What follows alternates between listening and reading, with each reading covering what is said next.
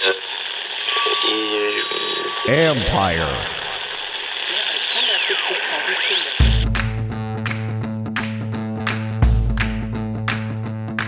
Hello and welcome to my podcast. Do me a favor, subscribe to the John Conn Report wherever you get your podcast. You're watching on YouTube.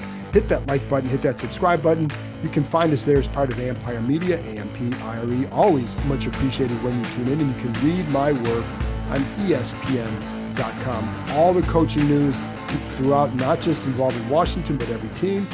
All these other coaching vacancies affects one another. So what happens in Atlanta could affect what happens in Washington. One-stop shopping. Go to ESPN.com for all the latest news for the coaching vacancies with the Commanders and everybody else.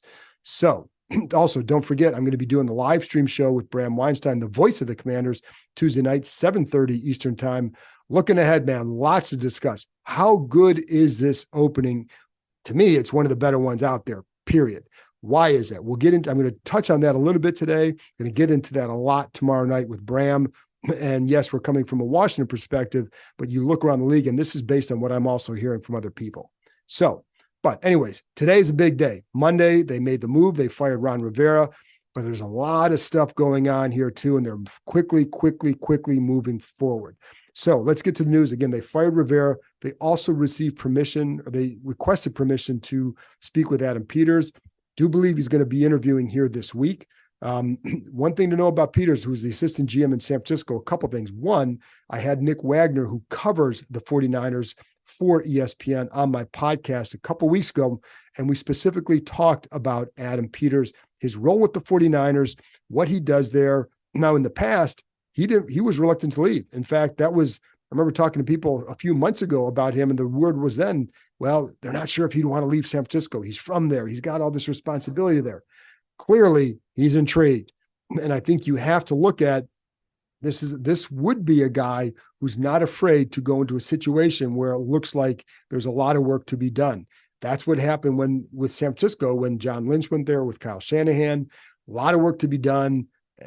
People wondered, could you win there? Well, they've shown that they can, and it's with that approach. So he can bring some of that patient, the weight, and knowing how to build it the right way, bring some of that to Washington with an owner who likes to take a similar approach. Anyways, so the other thing to know is Bob Myers. God, there's so much that happened here today. So Bob Myers, former executive for the Golden State Warriors, helped build them into a four-time champion. He was brought on board as a part of the advisory committee for the search. Do believe he's going to stay here through the season, at least in some sort of advisory role.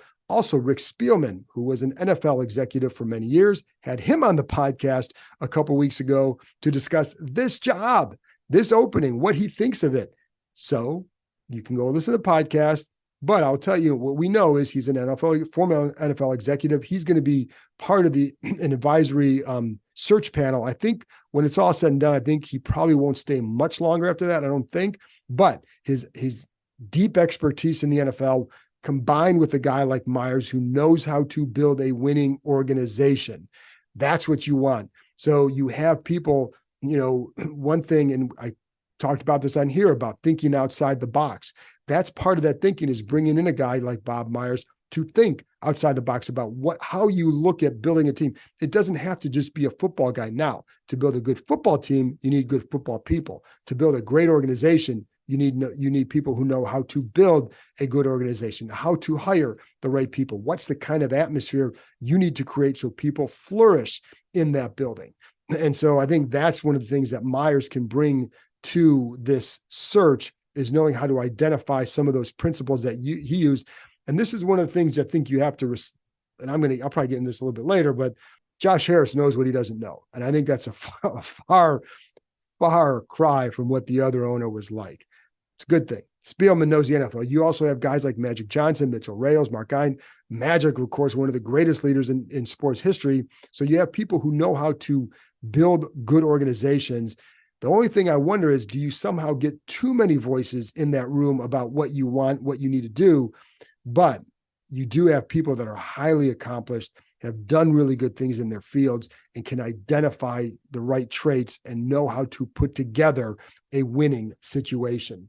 I also know that Bob Myers, and this is what I was going to get to earlier with Adam Peters, they're friendly. Like Peters, Myers was around the 49ers facility a decent amount, so he got to know Peters a little bit. So I think that's going to clearly help the situation. Peters, if you recall, turned down chances to interview. I think it was with Tennessee and Carolina last year. This is a far better job than those. So I don't blame him for waiting. He didn't have to jump at those. This one is far better, especially with who you have. Now, last year at this time, if he had taken this, different story, different guy. Now, be very good. Peters would be a big home run hire for Washington. He definitely helped build San Francisco. Go listen to the podcast I did with Nick about 2 weeks ago, see what his role was. He was really good at identifying talent in some of those, the lower rounds of the draft after the first, second round. I think that's always, you build with that kind of draft depth. And it's why you end up with a Brock Purdy who does really well, but also because you have other parts that have flourished in that system, both sides of the ball. So, and the one thing to know too on Harris, the way Josh Harris works, and again, I wrote a story about this several days ago about how Harris approaches his decisions, the big decisions, hiring, when he hired Daryl Morey, when he had to fire Doc Rivers, when he had to go spend on this big free agent, all things that are kind of comparable to what's going on here. One of the things you learn about him, when he wants that guy, he goes and gets that guy. Now, Snyder did that early in his career here, right? But he didn't do a whole lot outside that.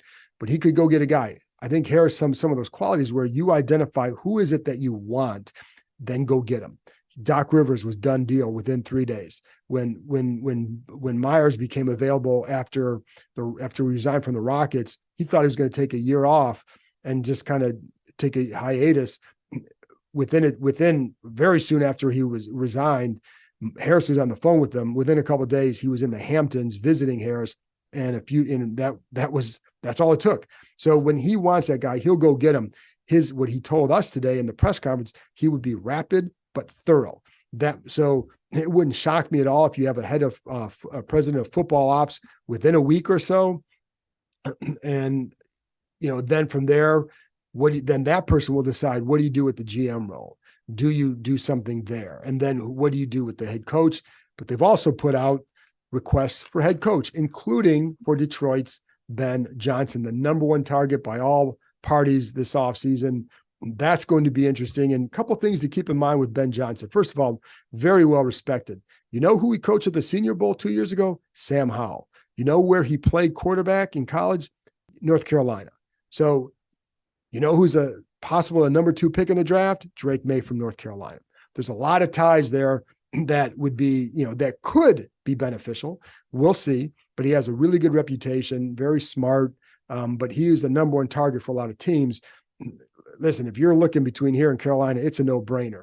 And even if you're looking at like Atlanta has a good roster, but is it a better situation than here? I don't know that it is. And that's something I'll get into with Bram. Chargers, you have Justin Herbert. However, you have to win right away, right? Because you better win within a couple of years, or that's the expectation because of what you have, because some of the parts you have in place, including Herbert. So do you have more of a chance to build here? Can you get a guy in the draft that you really like to say, not only do you have this, this, and this, but I can also get the quarterback that makes it more palatable. And you have a blank slate here. You got new owners. You probably get a longer term deal, more security. And I think a big thing is in a market that is far better for football than LA. The Chargers, listen, the Rams won a Super Bowl and they don't register. And the Chargers are the number 2 football team in town. They're not in that neighborhood, right? So you have a chance to come here to a situation that more untapped potential than a lot of other places. So now we'll see what happens, but that was a name, Raheem Morris, former defensive coach here with Washington, now with the Rams. They put in a request for him. I always liked Raheem. I think he does a nice job. I think he's worked hard at both sides of the ball. So I think he's done a good job trying to reinvent himself as a coach, or not even reinvent. That's to grow as a coach and evolve. So when he gets a second chance, that he can maybe make more of it than he had with Tampa Bay. Anthony Weaver, Baltimore associate head coach, defensive line coach. Aaron Glenn, defensive coordinator for Detroit. Mike McDonald, defensive coordinator for Baltimore. I like that they're going to talk to defensive coordinators mainly because you cannot cut off one side of the ball. If you're looking for the best leaders, then you have to include them. The concern would be if you are drafting a young quarterback, what happens? Like, what's your plan on offense? Do you have a good plan? Because if your coordinator comes in, look at Bobby Sloak in Houston. Sloak, I haven't heard his name yet here, but it wouldn't shock me. He's going to be a candidate, whether it's this year or next, but he's done a really good job with CJ Stroud. D'Amico Ryan's done a hell of a job as a coach. But what happens if Sloak leaves this year or next year? Now you're starting it over for him. Is it another offense, or do you have somebody in that system that could elevate to being a coordinator? So if you have a defensive coordinator, they better be a really good leader, but you better have a really, really good plan for your offense. And how are you going to develop this quarterback as a defensive coach? So that's where it's like, again, when Marty Schottenheimer was here, I remember talking to him way back when, how he always wanted to have certain guys in the system who could develop and elevate. So if you lose a guy, let's say in a couple of years you lose a guy, now you have a guy who's been groomed to take his place. That's how you do it. And so if you have that plan, you can make it work. If you don't, there could be problems because now you're changing systems every couple of years. Never good for a quarterback. But I like that they're doing it. You should never cut off a side of the ball. If McDonald's the best guy, then you hire the best guy. But, I think you're going to look hard at offense because of where you have in the draft. DraftKings Sportsbook, an official sports betting partner of the NFL playoffs, is bringing you an offer that'll help make the playoffs electrifying. New customers can bet $5 on any game and get $200 instantly in bonus bets. Download the DraftKings Sportsbook app now and use code KEIM, K-E-I-M. New customers can bet just $5 to get $200 instantly in bonus bets only on DraftKings Sportsbook with code KEIM. The crown is yours. Gambling problem? Call 1-800-GAMBLER or visit www.1800gambler.net. In New York, call 877-8-HOPE-NY or text HOPE-NY. In Connecticut, help is available. For problem gambling, call 888-789-7777 or visit ccpg.org. Please play responsibly. On behalf of Boot Hill Casino and Resort, 21 plus age varies by jurisdiction. Void in Ontario. Bonus bets expire 168 hours after issuance. See dkng.com/football for eligibility and deposit restrictions, terms, and responsible gaming resources. For the football ops department, Glenn Cook from Cleveland, Ian Cunningham from Chicago. We've talked about him. I believe he may have met with Cook as well before, but he definitely knows Harris has met with Cunningham. Mike Borgonzi from Kansas City, Alec Halaby from Philadelphia. So those are all guys that, and there's a few other names that you're going to start, I haven't heard the Catherine Raish or the Donna Ponte. Another name that I know a lot of people like who feel he would be good in this role is a guy, Jake Rosenberg, who's also with the Eagles. So that's just another name. I haven't heard it connected to here yet, but it's a name that I've heard people talk about a lot as far as somebody who is, they feel would be qualified to do something like that here. I know there's been smoke around Bill Belichick. Nope. That it's not the match. And it's that rumor came up a month and a half ago. And at that time it was shot down for me. And so nothing has changed. It's not even, I don't see it. It's not, unless people are really, really, really, really lying, it's not something that is going to happen. And I don't see any reason why the people who have been truthful with me for a long time would do that. So anyways, just, you can scratch that off. Jim Harbaugh, I know there's a little bit of smoke there. I don't know that it's a lot of smoke. I really don't. To me, when I've run that by some people, it's kind of lukewarm or so.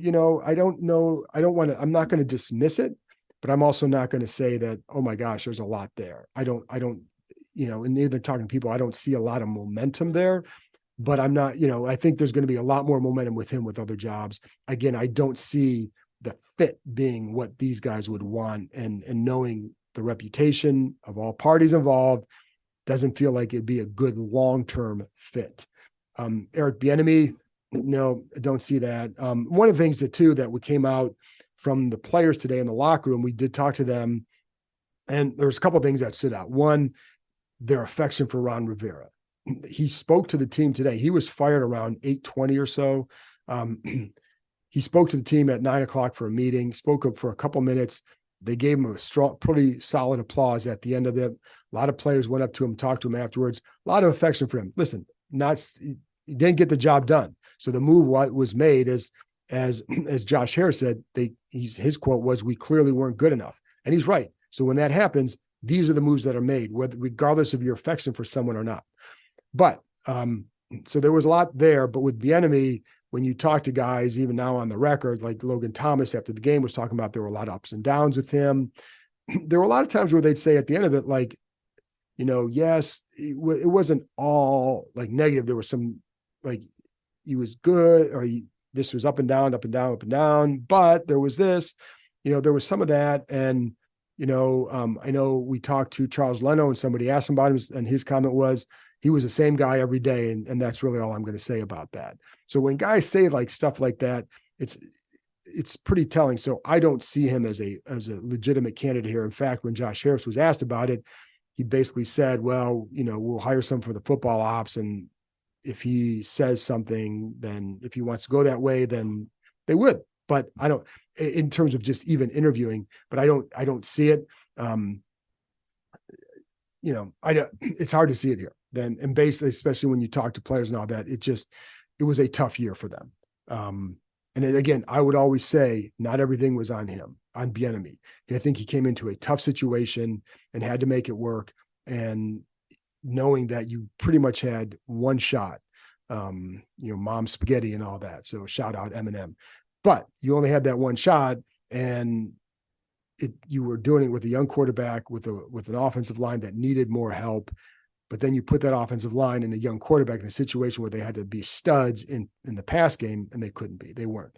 So, but again, it wasn't all on him, but for whatever reason, it didn't work. Anyway, the other part of today was, the Harris interview. As someone who's covered this team a long time, I think it was good to see an owner answering questions from the media, and good to see him feeling comfortable addressing the media. I know that Harris doesn't always like those social, like having to do that, but he will. I think what I like with that, what it shows to me is he understands the responsibility of being an owner. And, it's funny because Dan Snyder comes in, and when he hires Ron Rivera and gives it the old goofy happy Thanksgiving, I think I've told you before, that was a showing of his nerves, because they had a sheet for him that said at the top of it, Happy New Year. He just botched it because he was very nervous, uncomfortable, whatever. So you didn't see that. You don't see stuff like that from Harris. I don't think it's his favorite thing to do, but he understands the responsibility to do it. And at the end of it, his comment was to be continued. But he's comfortable in this role, in the role of being an owner and understanding the responsibility of being an owner. And, the one thing I think is coming through with this, when Snyder was here, and I always go back to compare, because this is when you're seeing it, how different it is being run, it's interesting to compare. When Snyder was here, he was intent on showing you, hey, I'm a smart football guy. I know football. He didn't. Okay. But he always wanted to show you that. He always wanted to let you know that. I remember having a conversation with him after his first full year, going into after one of the OTA practices, he's like, oh, I can just tell we have more speed out there. So really, you can see that? So, oh yeah.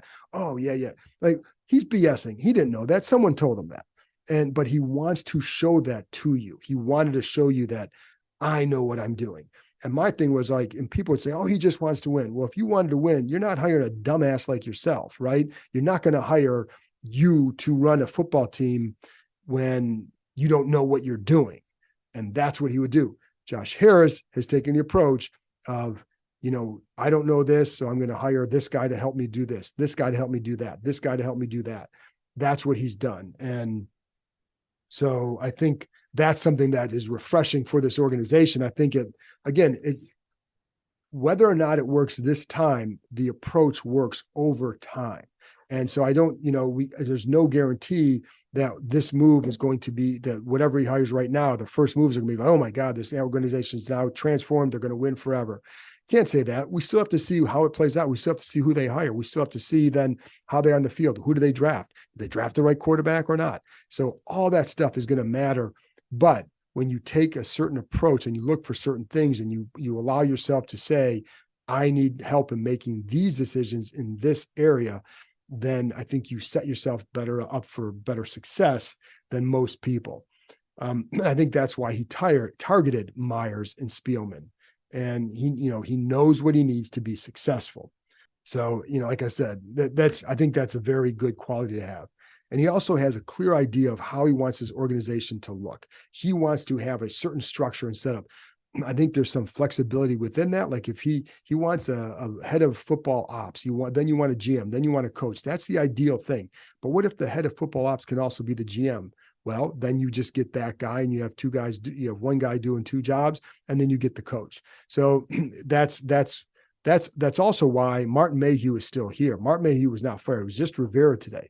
And part of that is get the president of football ops to come in and then decide how they want it to set up and with whom.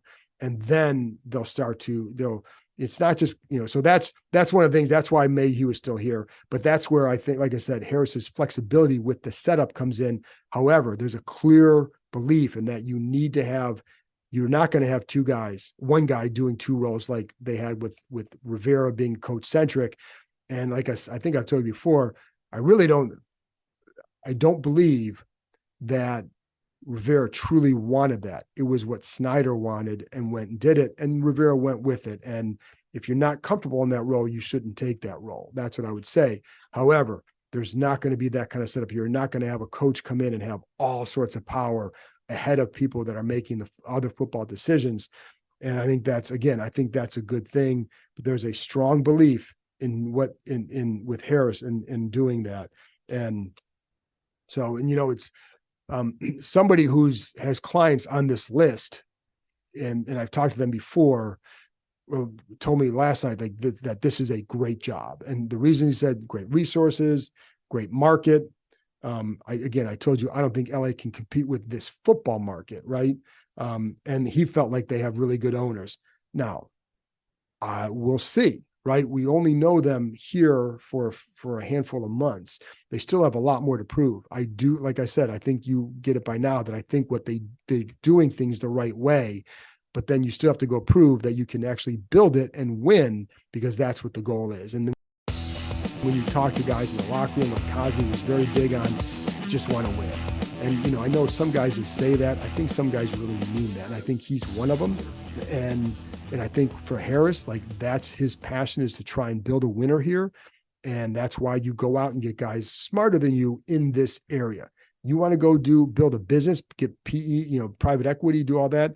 Harris is your guy. You want to build a football team, get the guy who can be that guy. And I think that's just a smart approach by him. The other thing I like is when he talked about during the press conference, somebody asked him about how they see the roster and how close do they feel they are, because that could matter. Is if you tell a coach I think we're really close, and the coach says, holy crap, you're not, it's going to be a hard marriage. So you need to have an idea of where you're at. Now, the one thing that he said in there, of course, the ideal thing is the quick turnaround is desired. But he said, when you do things too quickly, it can set you back. So the point there is you have to build it right. If you take shortcuts to get to that quick success, as we've seen here in the past, you take those shortcuts, you're not building it right. If you build it right, maybe you can sustain something. San Francisco has built it right. They have a sustainable product. Adam Peters knows that very well. So that's the last thing I said on that. And then the other thing that he was asked, I know there are people here that are always going to be interested in the rebrand until they do something, at which point then people who say good, then others will say, I don't like that name either, whatever. He was asked about it, and he kind of kicked that to the side for now, because let's be honest, the job here is to build a good organization, and they are taking their time doing this. And so any sort of rebrand is not going to happen now. And I'd heard before that it would be at least a year or two before they might consider it. Now, maybe they will, but it's not the priority now. And the priority now is building a good organization. And early in the year, they were 2-0 and people were showing up to games. Late in the year, they were 4-12 and they weren't showing up. It's not a coincidence. And when they had the name Redskins, I was at Dulles Town Mall in 2018 with Josh Norman on a Friday, watching him hand out free tickets to a game when they were 6-2 going in, or 6-3 going into that Houston game before Alex Smith got hurt. They were passing out free tickets on the streets to get people to go. They were called the Redskins at that time. So build a really good product to sustain, and then you can get to that other part. But the priority has to be that. And that's why, and for people who say you can do two things at once, I don't think you have a great understanding of how intense that work is, or not intense, how vast that is, and how much resources you have to give to that if you're going to decide, well, you can give the resources to here or here, well, we can kick this down the road because it's not an immediate priority. The immediate priority is building a good football operation. And then you can go from there. But anyways, I know some people are going to get upset at that, but that's where they're at, and that's why they're at where they're at. So I don't expect anything anytime soon. And again, with that question, like, I talked to people throughout this because I'm curious too, and it was always like, maybe a year or two or so, something like that. So again, then after this, it's stadium. They've got to get all that stadium stuff done. There's so much on their plate that you simply can't do it all at once. And the priority now, get the football ops, get the GM, get the coach situation settled. Whatever the setup, however that's going to look, that's what they need to get settled. Today was the first step in that. And I think we're going to, follow back throughout the week, because I'll be having episodes almost every day, because I think there's going to be news that warrants it, or a lot of stuff to discuss about what's going on, and kind of taking a look at some of the candidates, et cetera, et cetera, et cetera. So that's it from me. Thanks for tuning in. Thanks as always for watching. I'll be back on Tuesday night with the Voice of the Commanders, 7:30 p.m. live stream show. Tune in, bring your questions. It's not Therapy Tuesday, folks, because we're looking ahead. I think we've got you through that therapy. And while it's a 4-13 season, we could have a therapy session about the season.